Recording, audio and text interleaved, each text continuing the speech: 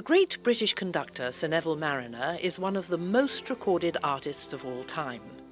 The Academy of St Martin in the Fields, the orchestra that he founded in 1959, has a legendary reputation and today maintains a busy schedule of recording and concertising worldwide.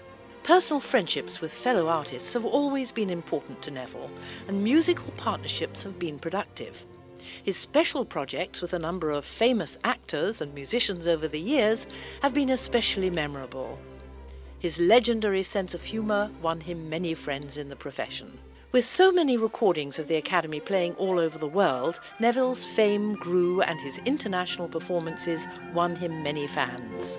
Even the buses in Minneapolis carried his likeness. Throughout his career, he has been supported by the continued enthusiasm and love of his family. Lady Marriner, an intrepid traveller, accompanies him wherever he goes. During a recent visit to the States, we were fortunate enough to catch up with Sir Neville in West Palm Beach, Florida. Sir Neville, it's very, very kind of you to give us the time this afternoon to do this interview. I know you have a very busy schedule. This is actually a free day, though, I think, for you. Officially. Officially yes, a free day. Yes. It seemed to be the moment to perhaps ask you to meet yeah. our viewers, Yes. who are always keen to know more about you, obviously. I'm going to start right at the beginning of your young life, when you were in Lincoln. Yes. And I can't remember whether your father was a violinist or not. He was an amateur musician. That's right. Yes. I think you told me that once. No, he wasn't. He would love to have been a professional, I'm sure. Right. But no, he was always amateur. Right. Yeah. And your mother, did she play anything? No, because my father conducted local choirs. Right. She used to sing along, but she was not gifted. Right, but so the talent really probably came from him. And yes. Did he give you lessons at the beginning? Yes, he did. Uh-huh. But he was bright enough to know that perhaps it's not the best sort of relationship after a time. Right. And he parked me off with another teacher when I was about 10. Right, and then eventually you went to the Royal College, yes, I think, in London. Did. Who did you study with there? Well, to begin with, Willie Reed, W.H. Reed, who was a great friend of Elgar, and he was, those days, he was the concertmaster of the London Symphony Orchestra. Right. And then he died, and George Stratton, another concertmaster, took over, but then I finished up with Albert Salmons. Oh, did you really? Yes, oh my goodness. Who was a great player in his time. Fantastic, yes. One of the most modest soloists I've ever come across. Really, and I think, was he not very well known for his performance of the Elgar, I think? Oh yes, remember? Yes, I mean he inherited it from Chrysler. Right. Chrysler virtually commissioned it, or it was written for him.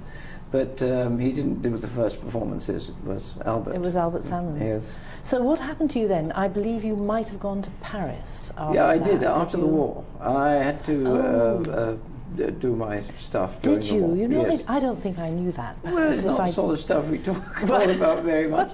It was not the happiest time of my life. No. And I finished up with 5 months in a military hospital, and then when virtually the war was over by the time I was out. Right. And I went to Paris, you're quite right. Uh-huh.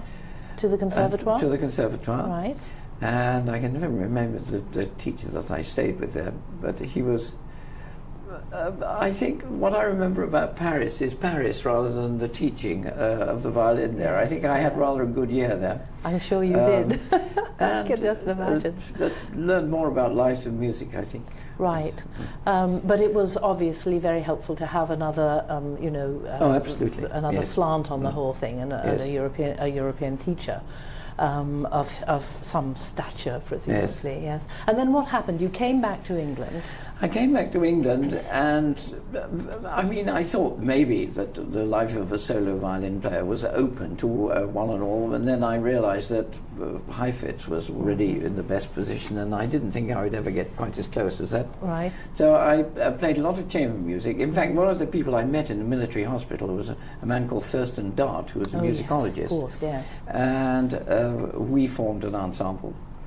And we played a lot of early music because that was his forte. Right. And then I joined a string quartet, and I was in the string quartet for about 7 years. Was that the Martin string yes, quartet? The Martin string quartet. Was that David Martin? With David, okay. yes. Yes. And And I was sort of freelancing around. I mean, I played with at the back of the London Symphony Orchestra when I was still a student with Henry Wood conducting, I remember. Did you? I didn't know you went back that far. Oh, fascinating. Oh, my goodness. Yes. Because I remember vividly programs. It was a promenade concert. The program lasted about 4.5 hours. It was a very, very big affair. And we had a 3-hour rehearsal. So nothing ever Nothing was played. really rehearsed, Nothing was actually. ever played. Right. Complete. Right. And so that was my initiation into symphonic work. Right. And then I worked with the Philharmonic Orchestra as well as the London Symphony Orchestra. And we played with Toscanini and with Furtwängler and with... I think one of the biggest sort of influences, I suppose, was Pierre Monteux, who became the principal conductor, although Joe Cripps had already been with the London Symphony Orchestra, and he was very impressive in as much as he made classical music sound civilized with symphony orchestras, who were a bit noisy in those days. Right. Oh, that's an interesting point. Yes. And when you actually began to think about conducting, and I'm going to ask you, when that was, but how much of an influence, how important was it that you had played in an orchestra and seen all these great conductors conducting? Oh, enormously. I can imagine, enormously. Yes. Because you see all the great ones and you're terribly envious, and you see all the bad ones and you're furious that you're wasting your time with them.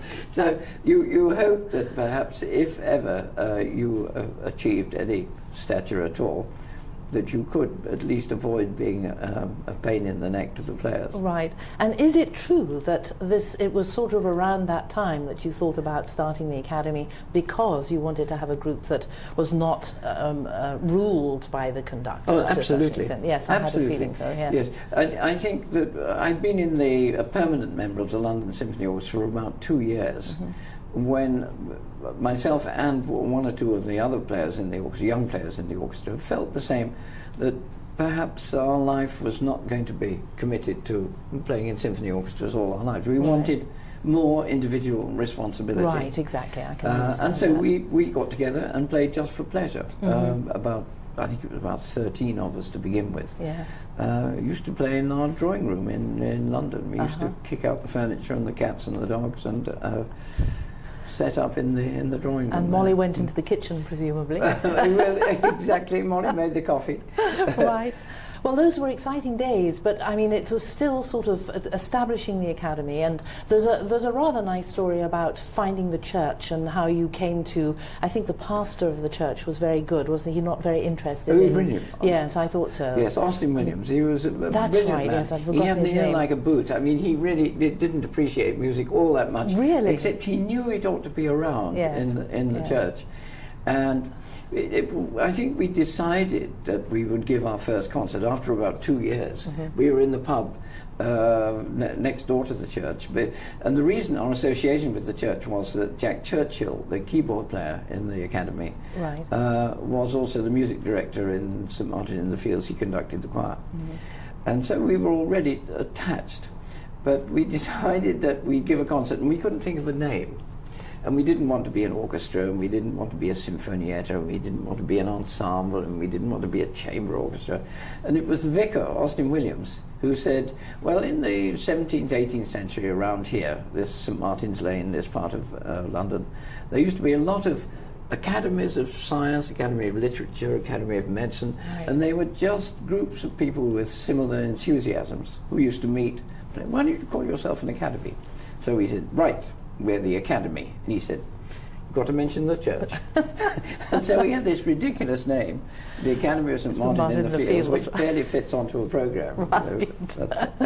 But it's become one of the most famous names in the recording industry. Well, probably apart from because it's else. such a silly name. Well, but really, it has stuck. And the association with the church has been invaluable. Right, and people still go in the church today and look for you. I know that, yes. Well, of course you do, yes. How did you come to get the first recording contract? Because, I mean, that wasn't as easy as people may think, to actually persuade a recording company to... Well, we were sort of lucky because having given this first concert in the church, we gave another 2 immediately afterwards. And in the audience then was a lady from Australia called Louise, well, let's call her Louisa. She was an ex-farmer with an enormous interest in music and money, and had bought a publishing company in Paris called Oiseau Lyre. Oh, really? And she came up to us after the concert and said, would you be interested in making a record for some of my music that I bought in Paris? Right. So we said, well, indeed. So I think she paid us £5 each. Probably. And we made the first 2 or 3 records for a company that was then called Oiseau Lyre. And then Decca, or Argo, bought Oiseau Lyre, and then Decca bought Argo, and gradually we were with the major companies. In that it was quite a slow process. And why do you think the Academy has played so much, particularly in the US? You know, on PBS, for example, they play the Academy all the time. Well, I think we were very lucky that the interest that was in the repertoire that we were playing at that time, which was not particularly familiar, suddenly arrived at the same time as long-playing records arrived, so that the LP catalogue was virtually empty, and we were able to play as much of this repertoire as we could find. And then, of course, gradually the record companies took over. They said, well, having played your Bach and your Vivaldi and your Handel, would you mind some Mozart, and then would you mind Haydn, and then would you go on to Beethoven, would you go on to Schubert, and gradually so the orchestra got bigger and bigger. Right. Yes. And I have to mention this. What made you become a conductor in the end? Was it when you went to Los Angeles? It was, I yes. thought it was, yes. I kept getting these letters from Los Angeles saying, we would like you to form an orchestra in Los Angeles, the same as the Academy in London. And I couldn't take it seriously. And for a long time I didn't take any notice. And then eventually they got quite cross and said, well, if you're not interested, I mean, do let us know. And I said, well, I'm sort of interested. I don't see how it's going to work. Anyway, I went, and I didn't take a violin with me. At that time, I'd still been playing the violin, but I didn't take a violin with me. I just went as a conductor to Los Angeles. And of course, they had spectacular players there. Immediately, all the violins were pupils of Heifetz, and the cellists were pupils of Piatigorsky, and the wind players came from the studios. So it was a very easy beginning for me. And you had Pierre Monteux, obviously. You'd had a long association with Pierre Monteux. Do you have any, I think you have some stories about Pierre Monteux and you came over to, was it a music camp? Or yes, Hancock, Maine. He has this teaching summer school every year. I think lots of people, conductors have started there. Right. But it really started in London. Pierre came to an Academy concert when I was sitting, leading the orchestra from the concertmaster's desk, waving my bow. Right. And the next day he said, Neville, why don't you stand up and conduct like a man instead of sort of cavorting like this? So when I said, it's something I've never studied, he said, well, come to my school. And I went to his school, and as soon as I arrived there off a Greyhound bus, I remember this, we arrived at 10 o'clock in the morning after an all-night journey or something. And he said, Neville, what are you going to conduct? And I said, well, he said, well, conduct what we played last week when we were in London. It was the G minor symphony of Mozart. So I waded through this with him, and he didn't say anything at all. And the next day he said, Neville, so I conducted again, didn't say anything. He'd been looking at me all this time for the symphony. And the third day, the telephone rang, and it was Pierre, and he said, Neville, it's better. It's a little bit better. He said, but why do you stick out your behind when you want pianissimo? And that was the first intimation of criticism that he ever made of my conducting style. So it was.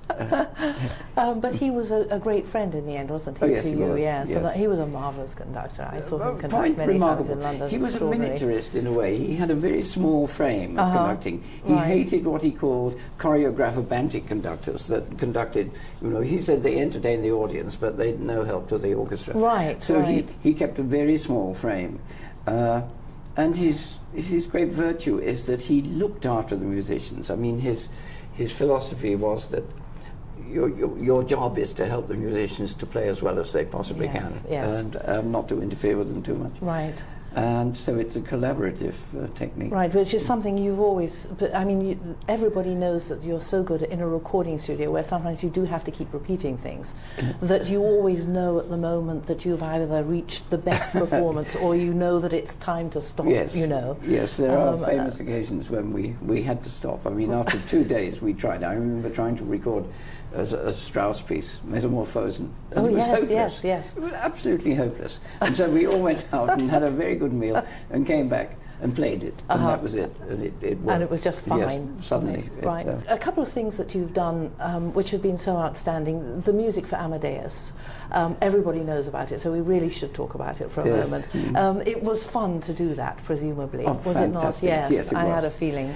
Because we were given a completely free rein. Yes. I mean, we agreed, Milos Forman and Peter Schaffer and Saul Zandt, we met, and they said, would you be interested? And I said, well, of course I'd be interested, but it can't be a Hollywood score. It's got to be the way Mozart wrote the music, and that's the way we would do it. Right. And they agreed. Right. And so we recorded all the music before they'd shot one frame of film. Oh, really? I Yes. didn't realise that you Yes. did it all before We the film recorded shot. it all before in Abbey Road Studios. And then Milos took and played the music all the time they were filming. The music was really? being played Right. to them, and most of it is dubbing, of course. Certainly the opera shots are done with, I think, with the Prague Opera people, I think. Right, were because I there. think it was filmed in Prague Yes, anyway, it was wasn't filmed it, in in the Prague. end? Yes, Yeah. yes. And I think we had to make 2 corrections. After the film was finished, they played it back to us, and there were 2 places where the synchronization was not immaculate. Amazing, actually. And that was it. Right. And the other thing that I wanted to mention was when I was with the orchestra, got the Queen's Award for Export. That was your Which idea. was, well, Yes. no, It was a brilliant idea. it was a wonderful moment, though, wasn't yes. it, really? Because I think we were the first orchestra, or even the first arts organisation Yes, that had ever absolutely. been given Yes. that award. And then we were invited to go to the palace, and the players came and they played Yes. at the party that she had and Yes. everything. And that was just a wonderful moment in the It's orchestra's life. great, It it's was- a sort of seal of approval, I think. Absolutely. Yes. and so now on this tour, you're playing in Florida, and then you are going to finish up where? We finish up, I think we play in Newark, in New Jersey, and then we finish up in Carnegie Hall. Carnegie Hall. Which is yes. usually, practice joke. Well, I really. know, yes. Yes. We all know that joke. But it's actually very hard to get to Carnegie Hall, It's- even if you do practice. It is indeed, yes, and it's quite formidable experience usually. Even though you've done it so many times. Yeah, But I think exactly. every orchestra is always slightly edgy when they I have to think play so, Carnegie yes, Hall. yes. Just thinking about the history and the people who've been there before. Yes. indeed. Well, I'd like to thank you so much for doing this interview with us, and it's been just a pleasure, obviously, to see you again. We haven't talked so much for a long time. Well, we have haven't, have we? No. And I wish you every success with this tour and, of course, in Carnegie Hall. And thank you so much. Thanks, Bonnie. Thank Okay. you.